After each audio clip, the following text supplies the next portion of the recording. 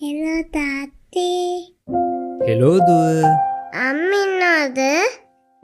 අම්මේ ඉන්නවා. ඒත් එයා චූටි වැඩක්නේ. අම්මිට කියන්න මට යම් මතක් කළා කිය. මාවද හෙව්වේ?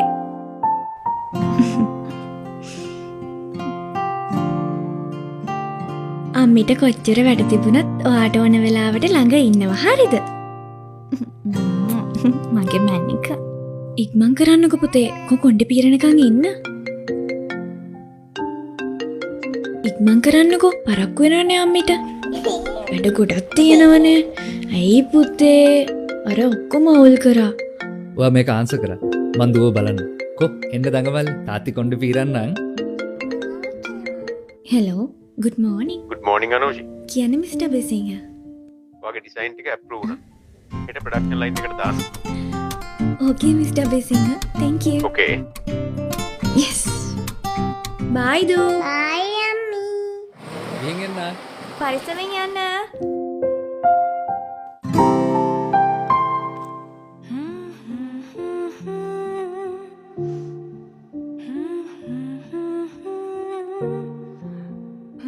නිදිද?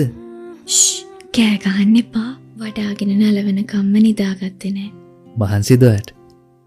ගානක් නෑ. ඔයාලා නිසා එක දැනෙන්නේ. මට බයයි මගේ හීන පස්සේ යන්න ගිහින් ඔයාලා දෙන්නව මට මගේ ඇරේ කියලා. මං දැන් ඔයාට ඒ ගැන මොන හරි කිව්වද? හැමදාම මගේ මොටිවේෂන් එකත් ඔයා. ඒ නිසා දවසක දිනනකල් ඔයාගේ හීන අතහැර ගන්න එපා. අවදානම ගන්න කෙනෙක් ළඟම ඉන්නවා කියලා විතරක් මතක තියාගන්නකෝ. මේ මොකද්ද? ඔයා තව ලයිෆ් ඉන්ෂුරන්ස් එකක් ගන්නද යන්නේ? නෑ. මේක මගෙන් ඔයාට තෑග්ගක්.